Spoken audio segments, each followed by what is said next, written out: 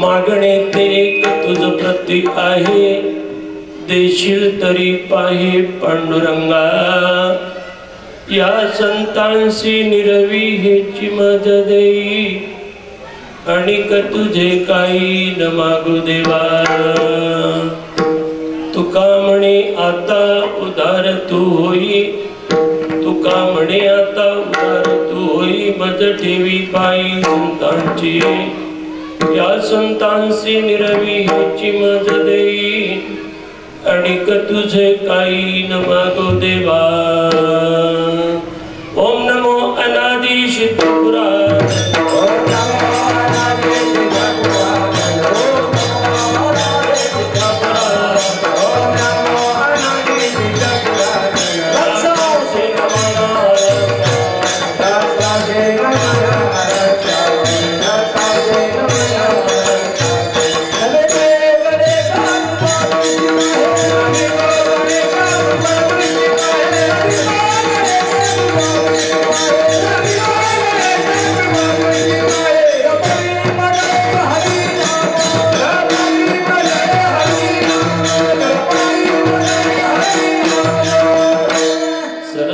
माते पैसे जिवेवरी मज सहाय्य करी निरंतर। नमो गुरु स्वामी दिव्य ज्ञान मूर्ति, जेने दिली स्फूर्ति हरिनाम। नमो श्रेष्ठ मुनि महाकवीश्वर भावी, नमस्कार पंचितना। पद्मनाभ मणे जाणव अंतरी, पांडवांचे हरी कृष्णनाथ। नमितो गणेशा कृपा दृष्टी पाहे, जप विमद हरिनाम। समचरण सरोजम सांद्रनीलम लांबम, जगणनीत पाणी मंडनम मंडनानम। तरुण तुलसी माळा कंदरम कंजनेत्रम, सदयदबल संविठ्ठल चिंतयामि। पांडुरंग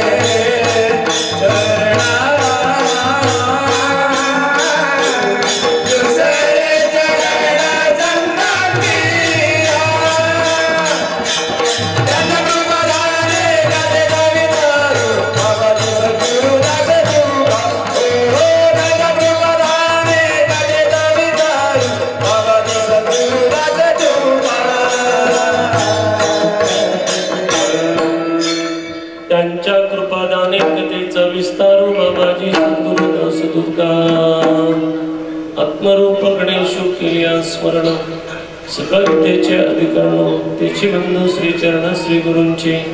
जयाचे न्याटवे शब्द सृष्टी अंगवे, सारसता गवे जीवेशी। वक्तृत्वा गोडपणे अमृताते पारुके म्हणे, कस होती ओळखणे अक्षरासी। भावाचे अवतरण अवतरविते पूर्ण, दाचडे संपूर्ण तत्वभेद। श्री गुरूंचे पाय तुझे हृदय दिवसो निठाय ते भाग्य होय उन्मिषासे ते नमस्कारुणे आता जो पिता मायाचा पिता लक्ष्मीचा वरता ऐशे म्हणे ओम नमो ज्ञानेश्वरा करुणाकराला दयाला तुमचा अनुग्रह लागलो पावन झालो चराचरी पदी नवी तो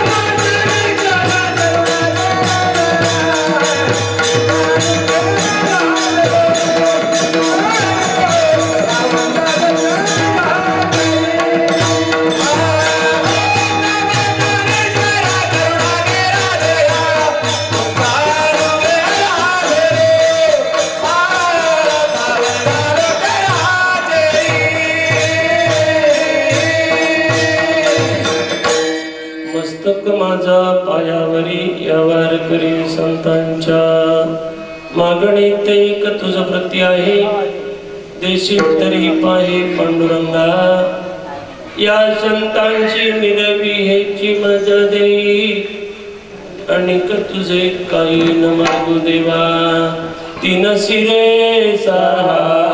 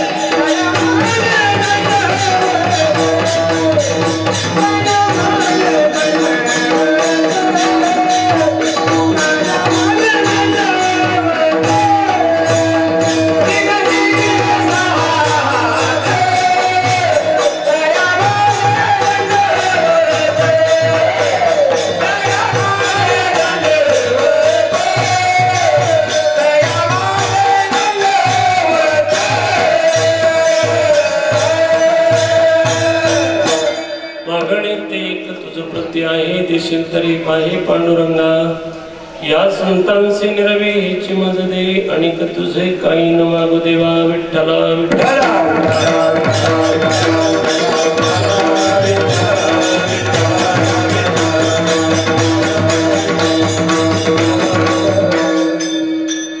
प्रेमळ संत मायबाप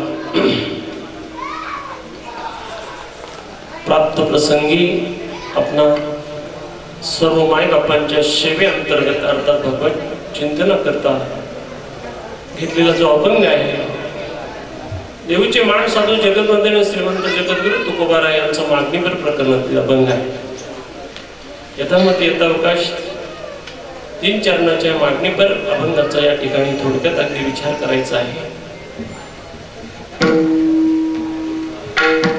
पुनीत आणि पवित्र या उगम क्षेत्रामध्ये या संस्थेचा शताब्दी सोहळा या ठिकाणी आज संपन्न झाला आदरणीय गुरुवर्य परमश्रद्धेय वाडेकर बाबा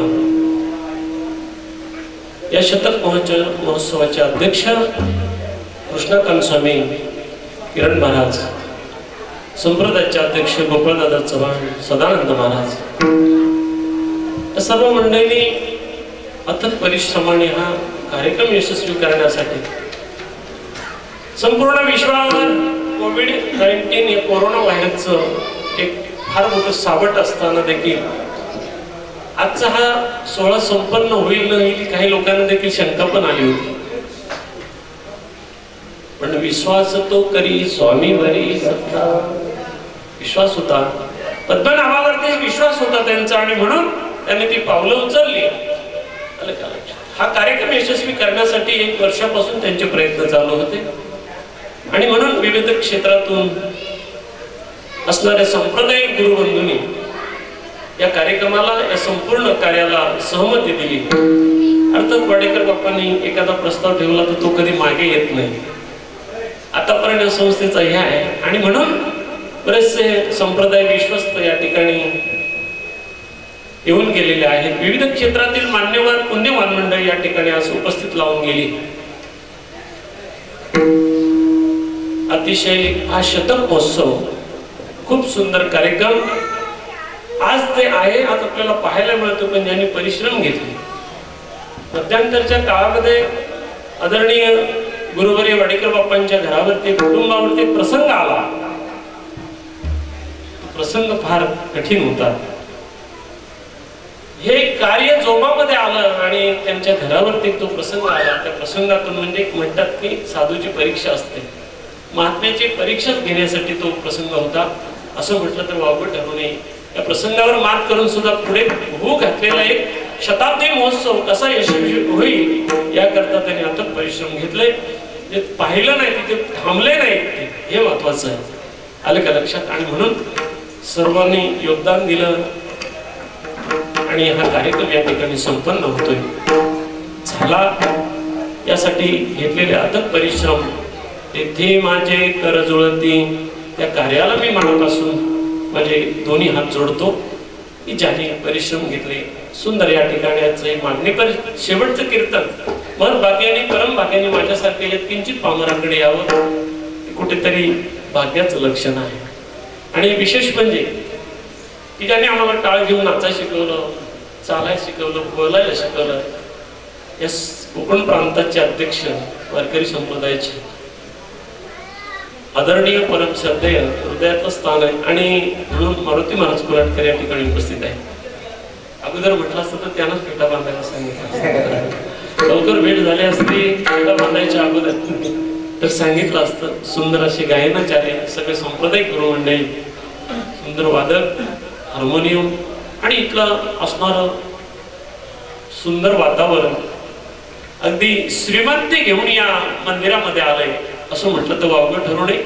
उपस्थित आपण सर्वांचा नामनिर्देश करू शकत नाही. महाराष्ट्रातील जगविख्यात मृदुंगाचार्य सगळी या ठिकाणी मंडळी उपस्थित आहेत. आपणासारखे ईश्वर तुल्य श्रोत्यांच्या चरणावरती हे नतमस्तक ठेवून कार्यक्रमाला स्पर्श करू. विठ्ठल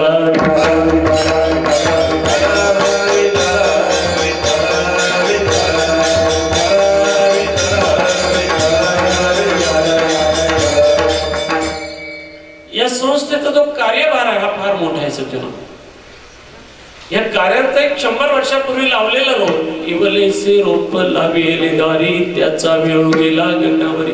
ज्याने हे रोप लावलं मात्र ती लोक आज फळं खायला नाही, ती फळं खाणारे खऱ्या अर्थानं आपण भाग्यवान ठरलो. शतक महोत्सव एखाद्या संस्थेचा काय आणि एखाद्या संत महात्म्याचं काय सारखंच आहे. आता जोग महाराज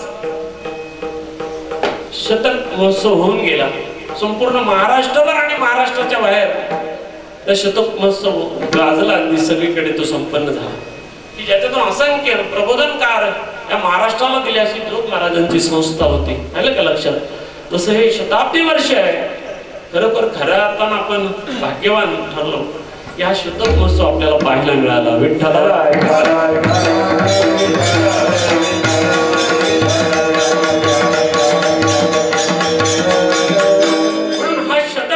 म्हणण्यापेक्षा माझ्यासारख्या लहान माणसाने याला पर्व काळ म्हणावं. हा तसा पर्व काळ आहे आपल्या दृष्टीने. 100 वर्षानं एक पर्व काळ येतो, त्याला शतक महोत्सव म्हणतात. तो संतांचाच असतो, एखाद्या संस्थेचा असतो. 100 वर्षाने येणारा जो एक पर्व काळ आहे त्याला संतांची शताब्दी म्हणा, संस्थेची शताब्दी म्हणा. 71 वर्षांनी एक पर्व काळ येतो. 71 वर्षांनी एक पर्व काळ येतो. त्याला अथर्व पर्व काळ असं म्हणतात. 60 वर्षांनी एक पर्व काळ येतो. त्याला कपिला षष्ठी म्हणतात. 12 वर्षांनी एक पर्व काळ येतो. त्याला सिंहस्थ पर्व काळ म्हणतात. 3 वर्षांनी एक पर्व काळ येतो. त्याला अधिक मास म्हणतात.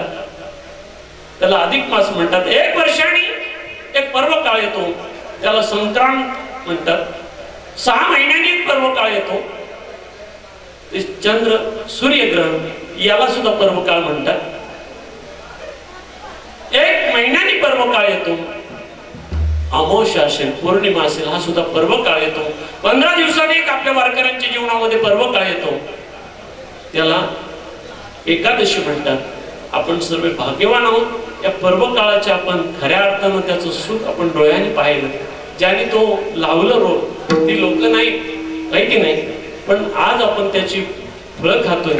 खऱ्या अर्थानं आपण तो साधला साधला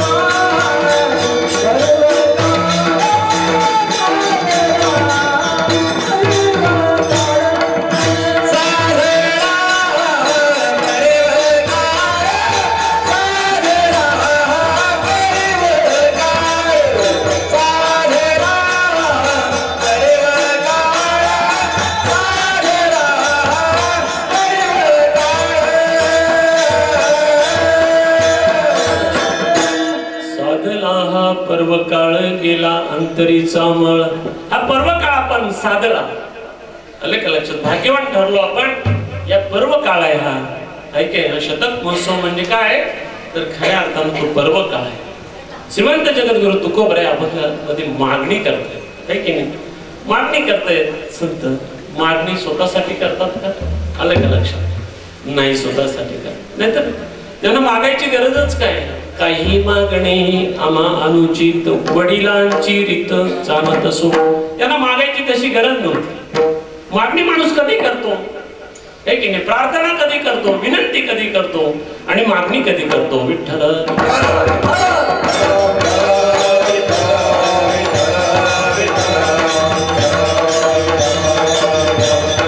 मागणी कधी? कार्याच्या सुरुवातीला मागणी असते. मागणी शेवटी असते, सुरुवातीला नसते. सुरुवातीला असते ती प्रार्थना असते. कुठलाही कार्यक्रम करायला घेतल्यानंतर त्याच्याकडे पहिली आपण प्रार्थना करतो. त्या कार्यक्रमाच्या संदर्भामध्ये पहिली केली जाते ती प्रार्थना असते, है की नाही? प्रार्थना आपण करतो. कुठलाही कार्यक्रम सुरू होऊ द्या. कार्यक्रम सुरू झाल्यानंतर आपण काय करतो? विनंती करतो.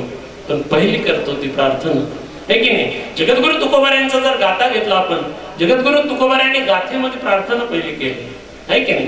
काय पहिला अभंग आहे? समचरण दृष्टी विटेवरी साजिरी येथे माझी हरी वृत्ती राहो. समचरण दृष्टी विटेवरी साजिरी तेथे माझी हरी वृत्ती राहो. ही प्रार्थना आहे. आलं का लक्षात? खऱ्या अर्थाने प्रार्थना आहे. तेथे माझी हरी वृत्ती राहो. माझी वृत्ती सैरवीर होऊ नये. आलं का लक्षात? आणि म्हणून ती प्रार्थना आहे. कुठलंही कार्य आरंभ झाल्यानंतर त्याची पहिली केली जाते ती प्रार्थना.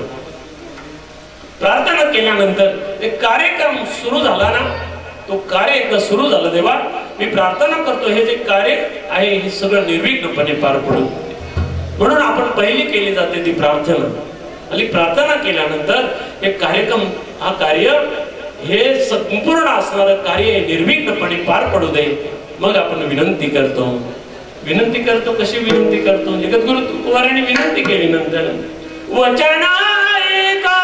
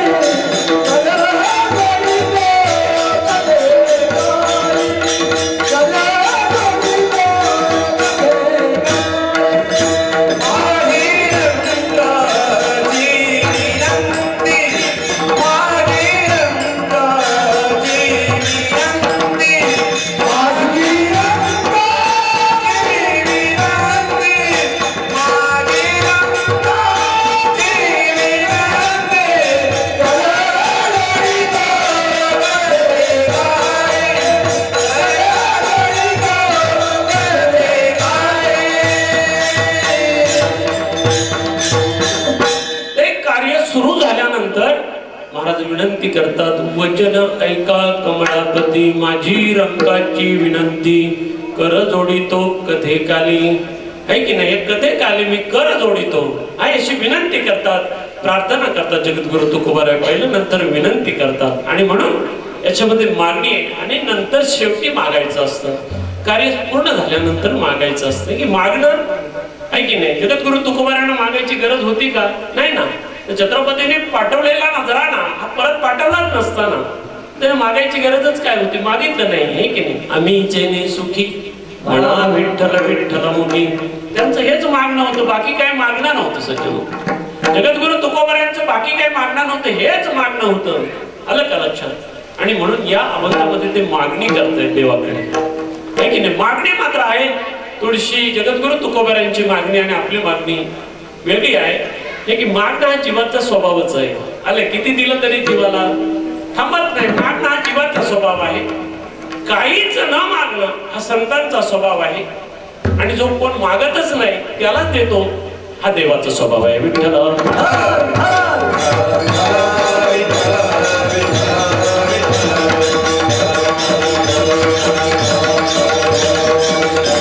मागतो कधी आपण? आहे की नाही? आपण मागतो कधी? समजा एखादा कामगार आहे, तो मागतो कधी? त्याचा पगार हा एकदम 10 तारखेला त्याचा पगार आहे. समजा 10 तारखेला त्याचा पगार आहे. त्याचा संपूर्ण महिना झाला की मग त्याला तो मागण्याचा अधिकार आहे. काहीतरी केलं पाहिजे ना. उगाचच मागायचं नाही. आपण काहीच करत नाही मागणी करतो. संतांचं तसं नाही. त्यांनी केलं आहे की नाही? आपण मागतच असतो. 10 तारखेला त्याचं पेमेंट आहे, पगार आहे 10 तारखेला. हा त्या दिवशी तो मागणार आहे हक्काने. आहे की नाही? मग 30 दिवस काम केलं आणि मग त्याला 28 दिवसाचा पगार दिला तर तो घेईल का? घेईल नाही. घेऊ. कशाला घाबरते? कशाला आपण देतो आपल्याला? विठ्ठल विठ्ठल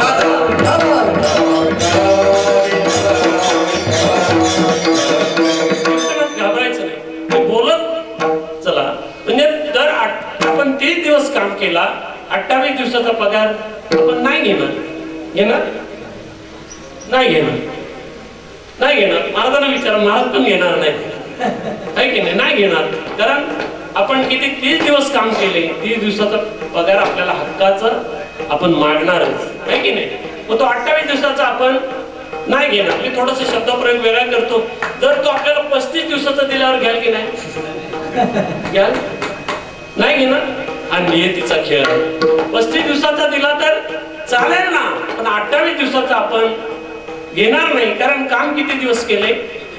30 दिवस केले आहे की नाही? मग 30 दिवसाचा जरी मिळाला तरी चालेल, पण तो 28 दिवसाचा चालणार नाही. संपूर्ण जास्त मिळाला तर आनंद आहे, पण तो कमी मिळून चालणार नाही आहे की नाही? आपण लगेच मागायला तयार होतो. जगद्गुरु तुकोबारायांनी मागितलं, पण कधी मागितलं? 8 पिढ्यानंतर जगद्गुरु तुकोबाराय मागताय. नाही 1 आणि 2 पिढ्यांचं नाही, 8 पिढ्यांचं त्यांचं परमार्थ आहे जगद्गुरु तुकोबारायचा. आणि मग ते देवासमोर मागायला लागले आहे की नाही? तसं मागितलंच नाही त्यांनी, मागितलं ते आपल्याच करताच मागितलं. 8 पिढ्या झाल्यानंतर जगद्गुरु तुकोबाराय म्हणजे जगद्गुरु तुकोबारायांचा पहिला आपला आहे की नाही? पहिला अवतार आहे तो उद्धव आहे, नंतरचा अवतार त्यांचा अंगद आहे की नाही? नंतरचा अवतार पहिला भक्त प्रल्हाद आहे, पहिला भक्त प्रल्हाद आहे, नंतर अंगद आहे, नंतर उद्धव आहे आणि नंतर जगद्गुरु तुकोबाराय. पहिला अवतार जगद्गुरु तुकोबारायांचा आहे की नाही? आणि नंतर आहे की नाही? पहिला प्रल्हाद, नंतर अंगद, नंतर उद्धव आणि नंतरचे जगद्गुरु तुकोबाराय. म्हणजे हा 8 पिढ्यांचा त्यांचं परमार्थ आहे. आणि त्यानंतर ते मागायला लागले देवासमोर आहे की नाही? देवाजवळ मागतायत ते आहे की नाही? पण त्यांची मागणी थोडी आहे ती वेगळ्या स्वरूपाची जगद्गुरु तुकोबारायांची. आपण लगेच मागायला सुरुवात करतो. जगद्गुरु तुकोबाराय 8 पिढ्यानंतर देवाकडे मागताय. अच्छा, अभंगाच्या पहिल्या चार मागण दे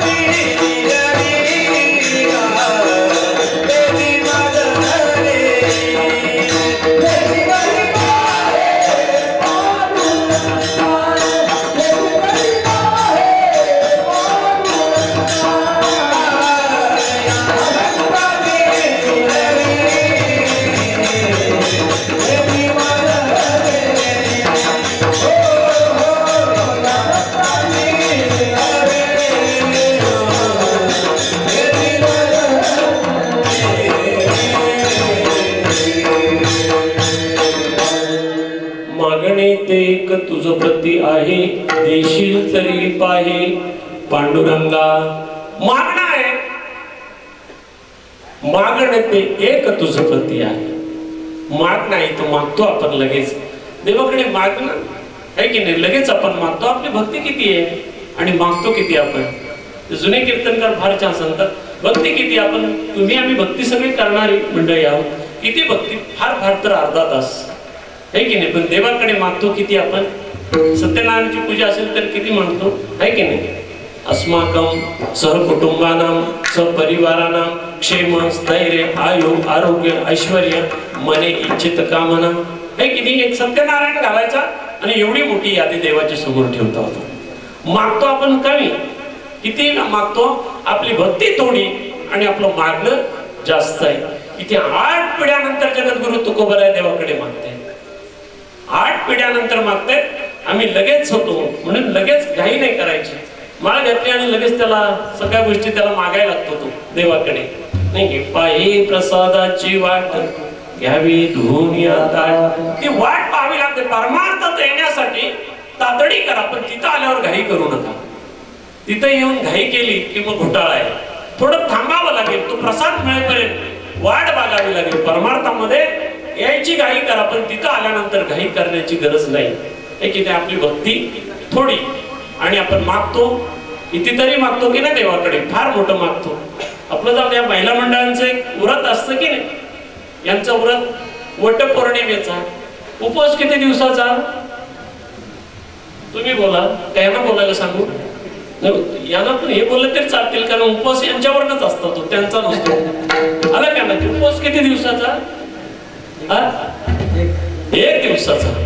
त्याच्यामध्ये सुद्धा फराळ वगैरे चालतो त्या उपवासाला, असं काय उपवास फक्त 1 दिवसाचा आहे की नाही? 1 दिवसाचा वटपौर्णिमेचा उपवास. आणि मागतात काय काय मागतात? किती दिवसासाठी? 7 दिवसासाठी आहे की नाही? त्या नवऱ्याचं आयुष्य मागतात किती दिवसासाठी? 7 दिवसासाठी, 7 महिन्यासाठी, 7 वर्षासाठी? नाही, जन्मोजन्मी 7 पिढ्या आहे की नाही? उपवास किती? 1 दिवसाचा मागायचं. हे थोडस तुम्हाला दुसरं सांगतो.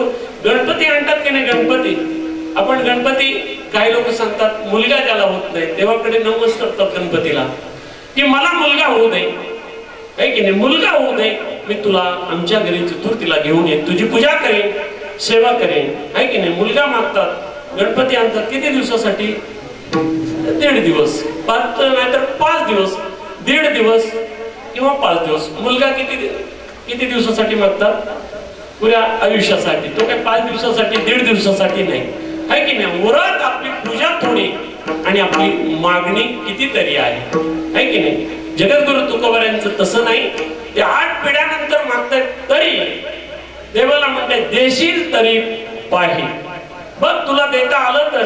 आपण एखाद्याकडे 10,000 रुपये मागितले, कदाचित त्याची तेवढी ऐपत नसेल, त्याची कॅपॅसिटी नसेल, तरी पण म्हणतो आपण माझी अडचण आहे, देश दिलंस तर बघ. याचा अर्थ असा आहे की त्याला ते देता येणार नाही. इथे जगद्गुरु तुकोबारा देवाकडे मागताना तेच म्हणतायत की देशील तर पहा. जगद्गुरु तुकोबाराला माहितीये हा भगवंत सगळं द्यायला तयार आहे, पण माझी जी मागणी आहे ती मात्र भगवंत देऊ शकत नाही. जगद्गुरु तुकोबारांना खात्री आहे त्याबद्दल, म्हणून ते म्हणतात देशील तरी पाहे पांडुरंगा. देशील तर पहा, आहे की नाही? तुमच्याकडे लाख रुपये असतील तेव्हा तुम्ही काहीतरी शेकडो रुपये कोणाला तरी देऊ शकाल. किती याच्याकडे कोटी असतील तर लाख रुपये देऊ शकेल. त्याची कॅपॅसिटी बघितली जाते आपल्याला. जगद्गुरु तुकोबारांना माहिती आहे की माझी जी मागणी आहे ती मात्र देव देऊ शकत नाही. देवाला आपला देव सगळं देण्यामध्ये आहे, कारण उदार तू हरी ऐशी कीर्ती चराचरी अनंतई धुरी गरजता ती पोवाडी. भगवंत आहे तो काय देऊ शकत नाही. सगळं देण्यामध्ये तो भगवंत सक्षम आहे, पण तो काय देऊ शकत नाही, आहे की नाही? कारण तो या बाबतीमध्ये स्वतंत्र नाही. आपल्याला एखादी जर सत्ताची वर्गणी मागायची असेल, काय मागायची असेल, आहे की नाही? त्याला देणारा तो स्वतंत्र असला पाहिजे, ते त्याला देता आलं पाहिजे. इथे जगद्गुरु तुकोबारा देवाकडे तेच म्हणतात देशील तरी पाही पांडुरंगा. बघ तुला देता आली तर. म्हणजे याचा अर्थ आहे जगद्गुरु तुकोबारांची मागणीच अशी आहे. आलं का लक्षात? जी मागणी आहे ती मागणी देवाला सुद्धा द्यायला जड आहे. विठ्ठला विठ्ठला.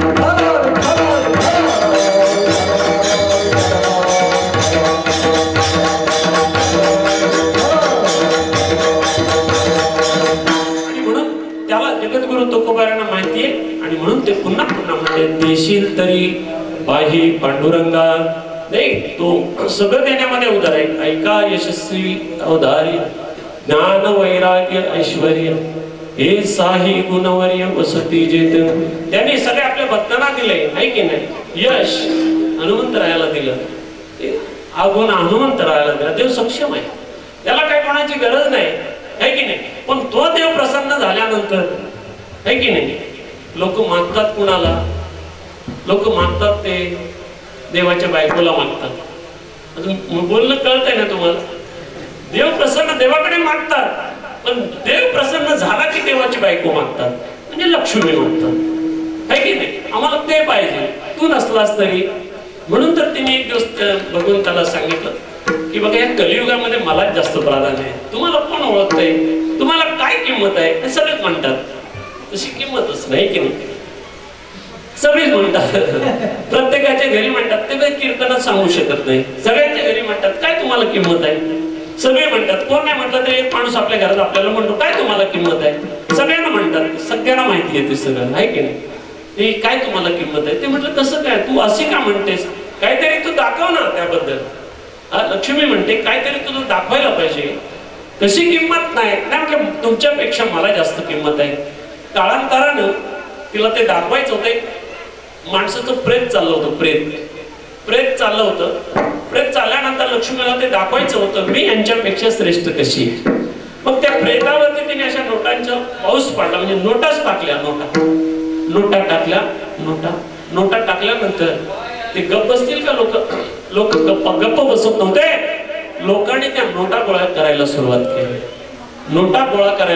केली.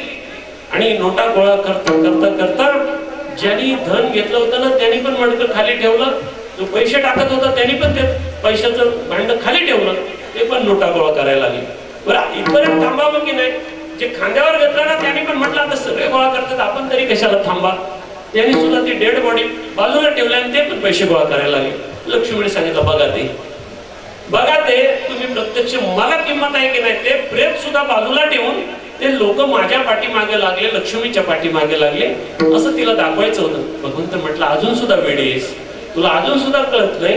ते म्हटले सगळे पैसे गोळा करतायत, सगळेजण पैसे गोळा करायला लागले, त्याबद्दल वाद नाही.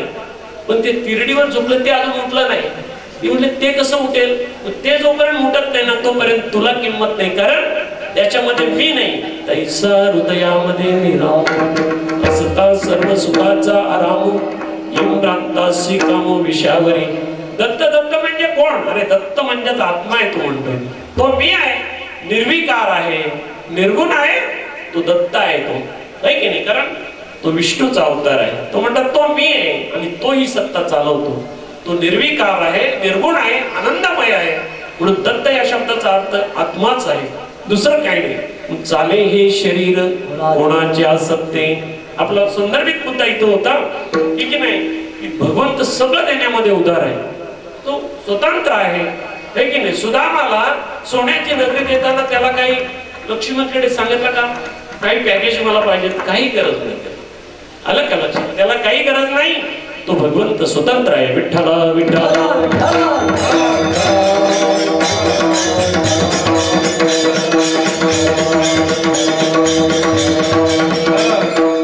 मागणी आहे, देशील तरी पाहे पांडुरंगा. तुकोबारांना माहिती आहे देवाकडे काय कमी आहे, तो सगळं आहे. यश हा गुण त्यांनी हनुमंताला दिला, श्री विभीषणाला दिला, आहे की नाही? ऐका यशस्वी अवतारे कर्णाला दिलं. ज्ञान ब्रह्मदेवाला दिलं. वैराग्य शुकाचार्याला दिलं. ऐका यशस्वी अवतारे आणि ऐश्वर हे अर्जुनाला दिलं.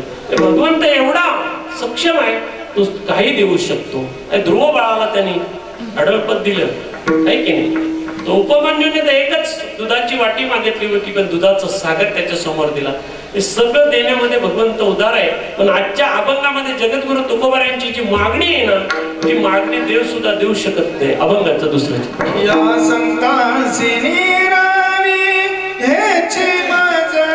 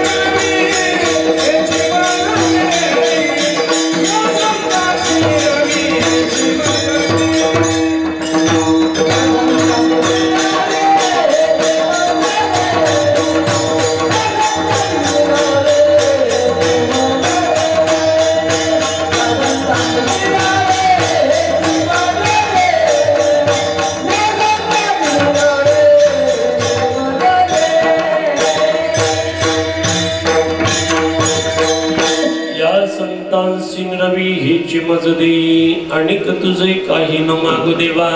आहे की नाही? म्हणजे या संतांशी निरवी मला त्या संतांच्या चरणाजवळ ठेव, हेच मागण्यात. तर हेच देवाकडे जगद्गुरु तुकोबराय म्हणते. आहे की नाही? प्रसन्न झालाय राजा. आहे की नाही? मग तू म्हटला तुम्हाला आहे की नाही? जीवाचा स्वभाव आहे. एका राजा प्रसन्न झाला आणि त्यांनी सांगितलं काय म्हटलं काय माझ्याकडे तंबाखू आहे, तुमच्याकडे चुना आहे, प्रसन्न कोण झालाय? ही मागणी असावी का तुम्ही सांगा? आहे की नाही? माऊली म्हणतात ना, मग राजयाची कांता काय गावा. प्रसन्न झाला राजा आणि तंबाखू चुना म्हणतो. आहे की नाही? त्याला म्हणतात लोक व्यसन तर नसावंच. आहे की नाही? मागायचा म्हणजे खायची असेल तंबाखू. आहे की नाही? तंबाखू लोक सामान्य, चुना म्हणजे काय? आहे की नाही?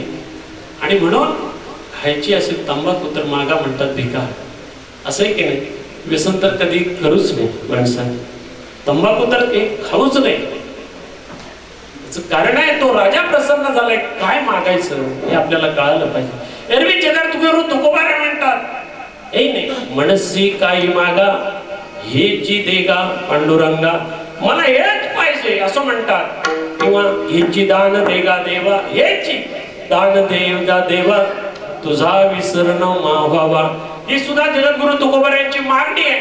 पण हेची दान देगा देवा, एरवी कसं मागतात तर हेच पाहिजे मला असं म्हणतात, किंवा हेची देगा असं म्हणतात. पण आज म्हणतात देशील तर पहा. आलं का लक्षात? आज म्हणतात ते देशील तर पहा आणि एरवी म्हणतात हेच पाहिजे. जगद्गुरु तुकोबरायांचं नेमकं मागणं आहे. आहे की नाही? जगद्गुरु तुकोबरायांचं मागणं या संतांशी निरवी हेची मज दे. त्या संतांजवळ जरा मला दिलं तर माझी काही तक्रार नाही. आहे की नाही? म्हणून व्यसन करा. व्यसन एका गोष्टीचा निश्चित करावं. मी म्हणतो व्यसन करा, निश्चित व्यसन करा. पण ते कुठलं करा? व्यसन करू नका असे सांगणारे भरपूर कीर्तनकार मिळतील, पण व्यसन करा असं मी तुम्हाला सांगतो. व्यसन करा, पण ते कुठलं व्यसन करा? आहे की नाही? आणि मागायचं ते काय मागा? मागायचं तेच मागा. दुर्बुद्धी ते म्हणा कदा नोपजो नारायणा, आता मज ऐशे करी तुझे पाय जिद्दी धरी. हे मागा. आणि व्यसन करायचं असेल तर कुठलं व्यसन करा? निश्चित व्यसन करा. मी म्हणतो ना, रात्रंदिवस करा, सकाळ करा, दुपारी करा, रात्री करा, उठता करा, बसता करा, पण ते कुठलं व्यसन करा? गई ऐशी दशा येईल माझ्या अंगात, चित्त पांडुरंगा झुरत असे. याचं ध्रुवपद फार मजेशीर आहे. ते व्यसन करा. नाटवणी देह पायाचे चिंतन, किती सुंदर. याच्यासाठी थांबू नका. माऊली म्हणतात आहे की नाही? थांबू नका. अर्धा क्षण देखील थांबू नका. माऊली त्यासाठी थांबू नका. कशासाठी थांबू नका? तर त्याच नाटवणी देह पायाचे चिंतन, अवसान ते क्षण नाही मध्ये.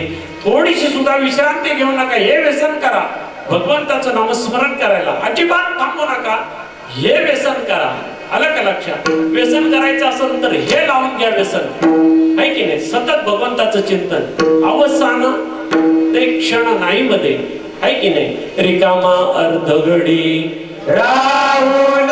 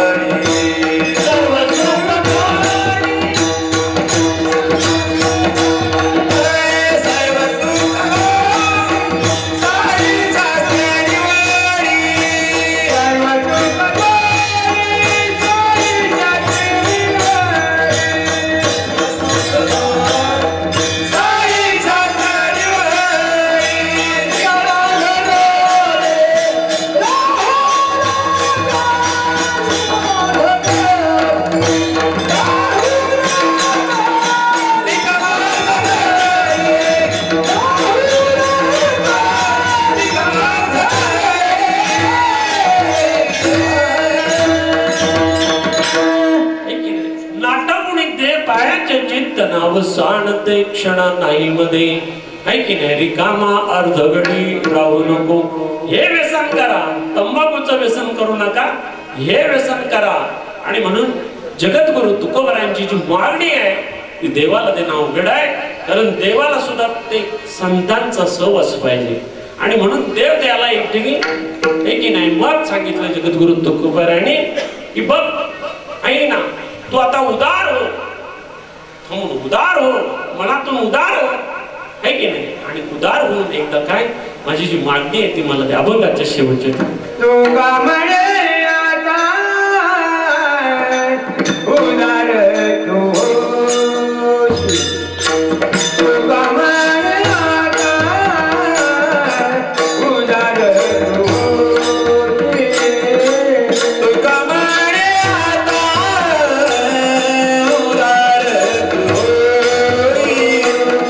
तुका म्हणे आता उदार तू होशील. तुका म्हणे आता उदार तू होशील. तुका म्हणे आता उदार तू होशील. तुका म्हणे आता उदार तू होशील. तुका म्हणे आता उदार तू होशील.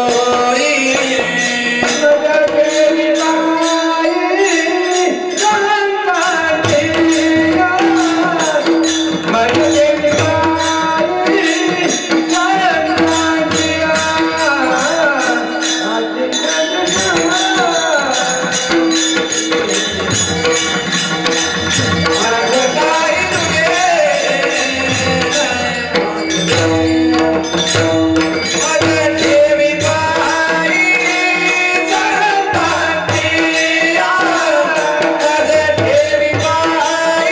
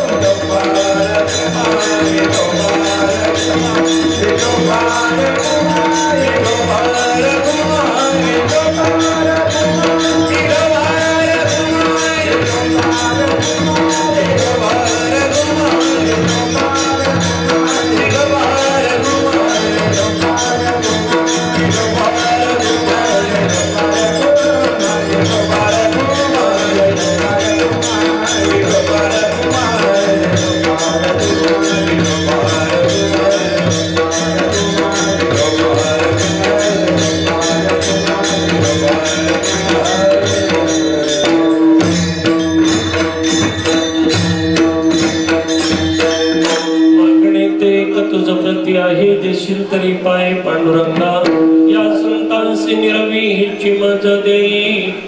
आणि तुझे काय मागू देवा, तुका म्हणे आता उदार तू होई मज ठेवी पायी संतांची. विठ्ठल विठ्ठल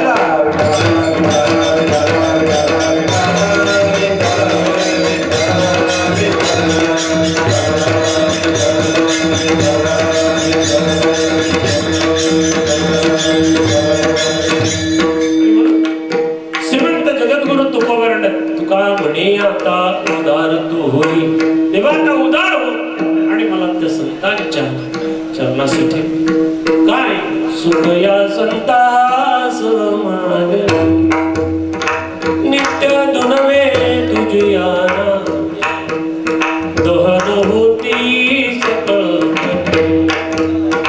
सर्व काळ प्रेमे डुळत सो म्हणून काही नाही चिंता म्हणून काही नाही चिंता तिथं सुख एकनाथ महाराज मनोजय वासना तोडोनी केली बिमोडी ए मणिपूर नगर पाहता दुर्गती मोडी काम क्रोध लोभ अहंकार झोडी अखंड परमानंद सेवनी उभवी गुडी ओम नमो भगवते रामकृष्ण वासुदेव संतान किती उदार हो देवा का है की नाही तू एकदा उदार झालास ना मग पडोनी राहीन ते ठाई न मागे न करी काही तुझी आनगा विठोबा पण मी त्या संतांच्या चरणाजवळ पडून राहील काही माझी नंतर तक्रार येणार नाही पडून राहीन ते ठाई उगाच संतांचे पायी न मागे न करी काही तुझी आनगा विठोबा हे की नाही देवा त्या शरीर धर्मानुसार की नाही मला जर भजन नाही करता आलं पुढच्या जन्मामध्ये कुत्रा मांजर बैल गाय कुठल्याही पशुच्या जन्मामध्ये संतांच्या घरी जन्माला दे मोठ्यांच्या घरी जन्माला देऊ नकोस द्यायचं असेल तर संतांच्या घरी जन्माला द्यायला दे त्या घरी नाही मला त्या पशुयोनीमध्ये जर मला तो भजन करताना आलं तरी ते शब्द संतांचे आमच्या कानावर पडतील आणि आमचं जीवन सुजलाम सुफलाम होईल है की नाही म्हणून त्यांनी सांगितलं तुका म्हणे सर्व तुका म्हणे सर्व तुका म्हणे सुख तुका म्हणे सर्व तुका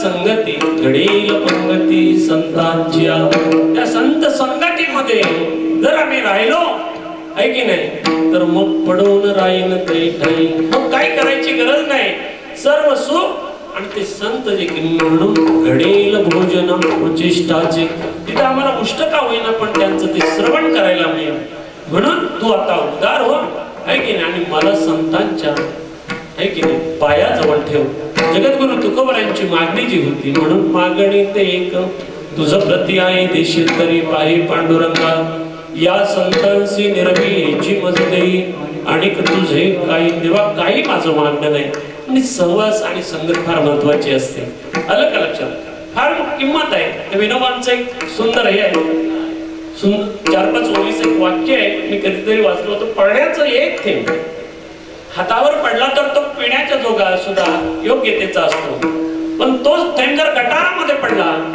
तर तो पाय धुण्याच्या सुद्धा लायकीचा म्हणा योग्यतेचा नसतो तोच थेंब तापलेल्या तव्यावर जर पडला तर तो तिथेच त्याचा स्वाद होऊन जातो. संजय हो तोच थेंब जर कमळाच्या पाकळीवर पडला तर तो मोत्यासारखा चमकतो आणि तोच थेंब जर शिंपल्यामध्ये पडला तर त्याचं मोती होतं. थेंबाची संगत तुम्हाला सांगायची पण त्याला किती चढ उतार व्हावं लागलं तसं आहे की देवाची संगत संतांची संगत कधी श्रेष्ठ आहे. आणि म्हणून जीवन जर घालवायचं असेल बाकीच्या संगतीपेक्षा त्या संगतीला मोठं प्राधान्य आहे. मगाशी आपण नाथरायांची तुकोबारायांची उदाहरणं देऊन आलो आणि म्हणून संगतीला महत्व आहे. शेवटचं छोटं सांगतो संगत म्हणजे काय आणि ती कुणाबरोबर असावी. ती संतांबरोबर देवांबरोबर संगत असावी. बाकी कोणी संगतीच्या योग्यतेचा आहे असं मला वाटत नाही आहे की नाही. ती संगत महत्वाची आहे. गुरु आणि शिष्य जंगलातून चालले होते. जंगलातून जाताना दुपारी कडक उन्हाळ्याचे दिवस सहज एका झाडाखाली विश्रांतीला थांबले. आता ते त्याचे जे गुरुजी होते त्यांना ताबडतोब बसल्या बसला ती ताबडतोब पडली वळण इंद्रिया सकळा भावत हो निराला नाही. त्यांनी साधनेला सुरुवात केली. साधना करायला लागले. साधना करता करता त्या साधनेमध्ये तल्लीन झाले. ते खूप त्याला समाधी लागली. दरम्यान त्याच रस्त्याने एक वाघ येत होता. वाघ येतो. वाघ समजतो ना बघितलं ना सगळ्यांना. वाघ येत होता. हा 2-3 वेळा ओरडला गुरुजी वाघ येतोय. आता ते समाधीमध्ये होते त्यांना काही त्याचा असर झाला नाही. ऐकायला आलं नाही. आलं का लक्षात. वाघ मात्र पुढे पुढे येत होता. गुरुजी वाघ येतोय. त्यांच्यामध्ये काही फरक नाही पडत. पुन्हा वाघ अतिशय जवळ आला. गुरुजी वाघ येतोय. तो ओरडतोय. गुरुजींचं काय एक नाही दोन नाही. शेवटी तो समजला यांचं झालेलं आहे. यांचं झालं गेलेलं आहे. पिकलेलं पान कधीतरी पडणार आहे. अजून आपला व्हायचंय जायचंय. आपल्याला जीव आपलं वाचवायला पाहिजे. तो झाडावर चढला. समाधीमध्ये असणारे गुरुजी त्यांच्या कडेने तो वाघ आला. काही केलं नाही. वाघ पुढे निघून गेला. बराच पुढे निघून गेला. हा नंतर उतरला. झाडावरून उतरला. गुरुजींची समाधी उत्थान झाली आणि पुन्हा प्रवासाला सुरुवात. पण तो काय म्हणाला नाही गुरुजींना की वाघ आलेला काय कशाला नाही म्हणाला काय. पुढे गेल्यानंतर त्या गुरुजींच्या गाळावरती एक मच्छर बसला. जोरात त्यांनी चावा घेतला आणि गुरुजींनी स्वतःच्या गालावर मोठी थप्पड मारली आणि म्हटलं अरे बापरे केवढा मोठा हा मच्छर आहे. अरे बापरे केवढा मोठा. तेव्हा तो म्हणायला लागला गुरुजी मगाशी तुम्ही समाधी लावलीत ना तेव्हा तुमच्याकडे एक वाघ गेला. तुम्हाला काही वाटलं नाही. तुमच्याकडे एक वाघ आला तेव्हा तुम्हाला काही वाटलं नाही आणि एवढासा मच्छर चावला तर तुम्ही एवढ्या जोरात ओरडला अरे बापरे. हे काय आम्ही समजायचं. काय नाही मागाशी मी माझ्याकडे वाघ आला ना तेव्हा मी समाधी होते म्हणजे मी देवाच्या सानिध्यामध्ये होतो. आता एवढासा मच्छर मला जोरात चावला. आता मी तुझ्या संगतीमध्ये. आता बाकी काय नाही. मागाशी संगत होती देवाची होती. आता मला संगत आहे तुझी आहे म्हणून तो डास जोरात चावला. तो वाघ मला देवाच्या संगतीमध्ये काही करू शकला नाही. आणि म्हणून तू का म्हणे आता उदार तू होई मज ठेवी पायी संतांचे. यातामध्ये येता अवकाश की 5 मिनिटं 10 मिनिटं मी पुढेच गेलो. त्याबद्दल दिलगिरी व्यक्त करतो. 3-4 दिवसापासून हा महोत्सव याची तयारी कदाचित आम्ही इथं नसतो पण ज्यांनी केली त्या सगळ्या लोकांना त्रास आहे. ह्या देशमुख परिवाराला देखील त्यांच्याकडे काही दिवसापूर्वी विवाह संपन्न झाला. त्याची सगळी धावपळ पाहता आपणासारखे ईश्वर तुल्य श्रोत्यांच्या समोर हे 3-4 माणसं का होईना माझ्या अल्पशा बुद्धीने जेवढं जमलं तेवढं मी सोडवण्याचा प्रयत्न केला. याच जुन्या मंदिराच्या इथेच म्हणजे गुरुवर्य चव्हाण बाप्पा यांनी मला अनुग्रहित केलं ते अगदी याच ठिकाणी. आणि त्यांनी जे काय माझ्यावरती कृपा केली त्यामुळे मी इथे उभा आहे. आले का लक्षात. सगळं त्यांची कृपादान केली संती ते कल्पांती सरेना. आमच्या संप्रदायाचे आध्वर्य वाडेकर बाप्पा यांचा आशीर्वाद कृपा नेहमीच त्यांचं मोलाचं मार्गदर्शन. आणि तसं एवढंच नाही लहानपणापासून आदरणीय या घराशी माझं फार जवळीक आहे संबंध आहे. म्हणूनच का होईल ती संगत आज कामाला आली आणि ती आज इथं संगत भेटली मला. असं दुसरं काय नाही. हे कीर्तनकार नाहीये मी काय नाही. त्या संगतीचा परिणाम आहे आजचा जो आहे ना संगतीचा परिणाम. बाकी काय नाही. उत्तम असे मृदुंगाचार्य गायनाचार्य आले का लक्षात. मागाशी भरपूर मंडळी होती. मी पण घाबरलो होतो तर मंडळीतून परावा काय पण नाही. अगदी जेवढी त्यांना पाहिजे तेवढीच राहिली. आपल्याला पाहिजे अभंग सुद्धा छोटा का घेतला म्हणून माणसं पण कमी आहेत. जास्त इकडं तिकडं ओढातात तरी आपल्या जीवाची दिशाला पाहिजे. सुंदर या ठिकाणी कार्यक्रम घडवण्याला आमचे किरण महाराज असतील. एक तरुण नेतृत्व आमच्या वाडेकर बापांच्या नंतर आहे की नाही. आमचे त्रिनयन स्वामी होते. त्रिनयन स्वामींची जो परमार्थ त्याने रुजवला. पण त्यांच्याकडे काय माहितीये काय, त्या नेत्यापेक्षा त्यांची जी माणसं असतात ना ती फार हुशार असावी लागतात, तरच ती सीट निवडून येते. त्रिनयन स्वामी असताना चव्हाण बाप्पा, आमचे कुर्लीचे तात्या बाप्पा, साखळे बाप्पा ही 3 माणसं त्यावेळेलाही त्यांचे मोठे कार्यकर्ते होते. त्यानंतर मात्र शिवानंद स्वामींच्या नंतर जनार्दन महाराज वाडेकर आमचे, त्यांच्यावरती जबाबदारी आल्यानंतर तशी काही फार मोठी मंडळी त्यांच्या हाताशी होती नाही. पण अगदी नेतृत्व कुठलाही तरी निर्णय घ्यायचे झाले या संस्थेच्या बाबतीमध्ये, या संस्थेला जे भरभराटीवर उंचीवर नेण्याचं अगदी मोलाचं काम आहे त्यांचं आहे. आणि त्यानंतर शेवटी माहिती कोणतरी पाहिजे. किरण महाराजांसारखी मंडळी पुन्हा त्यांच्या जोडीला आली, हाताला आली. प्रशांत महाराज असतील, हे तरुण आहेत आणि तरुणांचंच आता खऱ्या अर्थानं काम आहे. आणि म्हणून हे संस्थेचं एवढं मोठा डोलार आहे की सोपं नाही, एकट्याचं काम नाही. सुंदर आदरणीय गोपाळ दादा असतील. आणि म्हणून या तिन्ही तालुक्यामध्ये या संस्थेचे जे कार्य आहे अगदी कुठल्याही शब्दामध्ये त्याचं वर्णन होऊ शकत नाही, अशा प्रकारचं हे कार्य आहे. सुंदर या पवित्र भूमीमध्ये हा शेवटचा जो मागणी उद्या आदरणीय आमच्या संप्रदायाचे पुढली विभागाचे धर्माचार्य म्हणून मोठं त्यांचं नाव आहे अंबरधर स्वामींचे चिरंजीव कडू महाराज यांची काळ्याच्या सेवनी या ठिकाणी काळ्याच प्रसादीचं त्यांचं शेवटचं कीर्तन होणार आहे. आपण सर्व मंडळी या ठिकाणी उपस्थित राहिला. या कार्यक्रमाला आपल्या उपस्थितीने हे सौंदर्य लाभलं आलं का, त्याबद्दल प्रत्येकाचा मी ऋणी आहे. आणि सगळ्यात महत्वाचं म्हणजे आमचे गणेश महाराज, ते नावच गणेश आहे. सावळे महाराज असतील, आमचे विजय महाराज वाढवा असतील, ही प्रतिभावांत प्रगल्भ विचाराची माणसं या संस्थेमध्ये आहेत. अशोक महाराज आणि तत्पूर्वी सज्जन, जेवढा आनंद आहे तेवढं दुःखही कुठेतरी एका बाजूला असतं, आलं का लक्षात. म्हणून आमच्या संप्रदायाचे अध्यक्ष बाईत महाराज फार अगदी त्याला कृतज्ञशील सौजन्यशील व्यक्तिमत्व, फार गोड व्यक्तिमत्व. म्हणजे त्यांचं व्यक्तिमत्व होतं ना, हेच आमच्या संप्रदायाचं कळस आहे. म्हणजे जे संप्रदायाचे जे विचार आहेत, खूप सुंदर गोड माणूस. पण अचानक गेले, बरीचशी मंडळी गेली. मोरे महाराज, तुम्हाला ते मृदुंग वाजवायचे ना, ते कटे महाराज, ईश्वराची मंडळी, काहीतरी आम्ही गमावलंय. आज जो शताब्दी सोहळा पाहतोय, पण काहीतरी आम्हाला गमवायला सुद्धा लागलं. शेवटी तो नियतीचा खेळ. असो आपण सर्व उपस्थित राहिलात या ठिकाणी. संपूर्ण टाळकरी, गायनाचार्य, मृदुंगाचार्य, वास्तविक मज पामरा हे काय धोरपण पायीची वाहन पायी बरी. या ठिकाणी आदरणीय मारुती महाराज कोल्हाटकर उपस्थित राहिले कार्यक्रमात. मी तुम्ही आले ते दुपारी पण विचारलं होतं एकाला, आणि फोन केला त्याने, तुम्ही कुठे, तुम्ही लोक तुमच्या तिकडची लोक ना, आणि आम्ही येऊन एवढ्या लांबून गेलो. त्यांचं कीर्तन होतं कुठेतरी इकडे, मला फोन केला त्याने. खानावकर महाराज, सगळी मंडळी, आज मोठी मोठी मंडळी येऊन गेली.